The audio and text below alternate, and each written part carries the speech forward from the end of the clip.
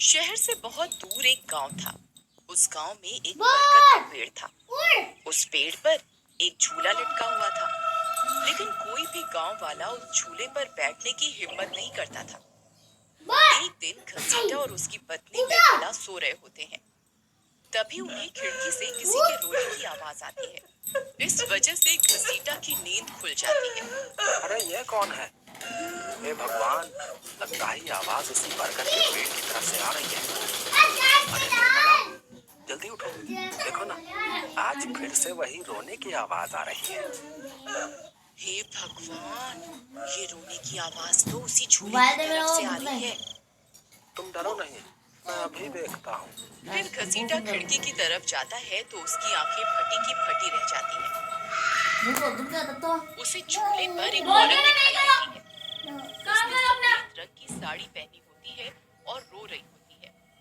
अरे निर्मला, जल्दी यहाँ आओ, देखो झूले पर बैठा हुआ है। फिर निर्मला भी जल्दी से खिड़की की ओर जाती है और उस औरत को देखने लगती है।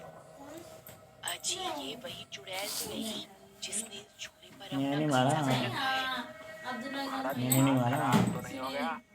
वो सिर्फ एक औरत है। अजी, भला रात के 3 बजे कौन पेड़ के नीचे झूला झूलता है?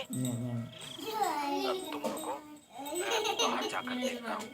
अरे रुको रुको, तुम्हारा दिमाग खराब तो नहीं हो गया जो खुद मौत के मुंह में मरने के लिए जाना चाहते हो? मैं आपको कहीं नहीं जाने दूंगी। तभी वह चुड़ैल अचानक से गायब हो जाती है। ये सब देखकर वे दोनों डर जाते हैं। देखो भूत वाले कार्टून देखो। अरे मर गए रे, ये तो गायब हो गई। मैंने आपसे कहा था ना जी, ये कोई आम औरत नहीं। 4 चाहिए तो। तुम सही कहती हो निर्मला, इस झूले में जरूर कोई गड़बड़ है।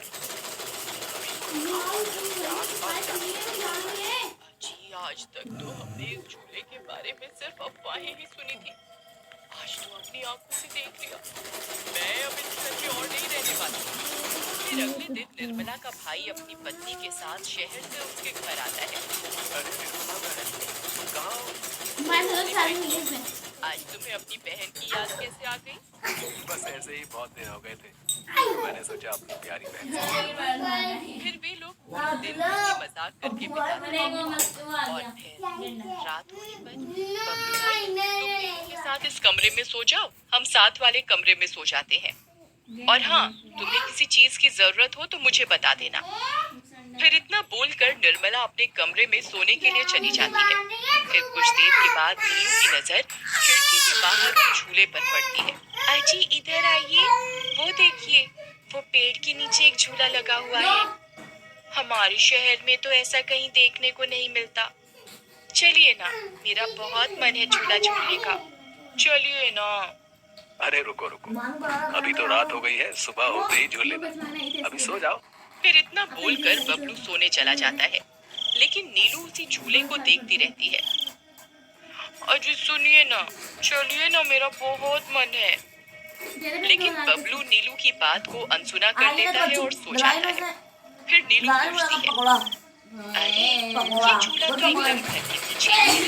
मैं खुद ही चली जाती हूँ। फिर इतना सोचकर नीलू घर से अकेले ही निकल पड़ती है और सीधा उस झूले के पास पहुंच जाती है। अरे वाह, जैसा मैंने सोचा था ये तो बिल्कुल वैसा ही निकला।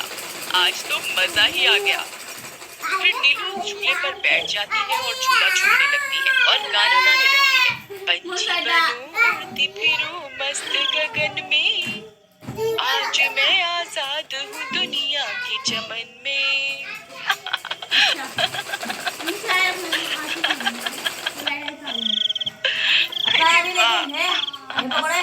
फिर नीलू कुछ देर रात खुशी खुशी झूला झूलती रहती है। अरे वाह, आज तो मजा ही आ गया। चलो घर चलती हूँ, अगर इनकी नींद खुल गई तो ये बहुत नाराज हो जाएंगे। फिर जैसे ही नीलू उस झूले से उतरने लगती है तो उसे महसूस होता है कि किसी ने उसे पकड़ कर रखा है और वो झूले से नीचे नहीं उतर पा रही। वो बहुत डर जाती है। अरे अरे ये क्या, कौन है जिसने मुझे पकड़ कर रखा है? वो इधर उधर देखती है लेकिन उसे कोई दिखाई नहीं देता। अरे मर गई रे, मैं इस झूले से क्यों नहीं उतर पा रही? बचाओ बचाओ, कोई है? मुझे सुनते हो, मेरी मदद करो। तभी नीलू की आवाज सुनकर बबलू की नींद खुल जाती है। निर्मला और घसीटा भी उठ जाते हैं और भागते हुए बबलू के पास आते हैं। अरे बबलू, ये तो नीलू की आवाज थी ना, वो कहाँ है? तभी घसीटा की नजर उस झूले पर पड़ती है। उसे तुम्हारे भाई उस खाना पेड़ पानी के मिलेगा। नीचे पड़ी हुई दिखाई देती है। हे भगवान, ये क्या अनर्थ हो गया? नीलू उस झूले के पास कैसे चली गई? फिर वे तीनों भागते हुए उस झूले के पास जाते हैं। उन्हें नीलू वहाँ बेहोश पड़ी हुई मिलती है। हे भगवान, ये तुम्हें क्या हो गया नीलू? नीलू, तुम्हें यहाँ नहीं आना चाहिए था। हे भगवान, अब क्या होगा? फिर वे सब लोग वापस अपने घर आ जाते हैं और सुबह होने पर नीलू को होश आता है। नीलू, तुम ठीक तो हो ना? आज के बाद कभी उस झूले के पास नहीं जाना। उस झूले पर किसी चुड़ैल का साया है।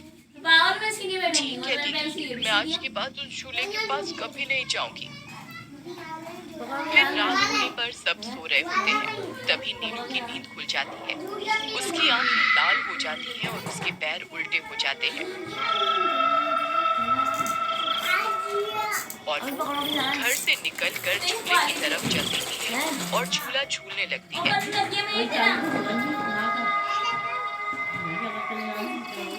अभी आ रही है।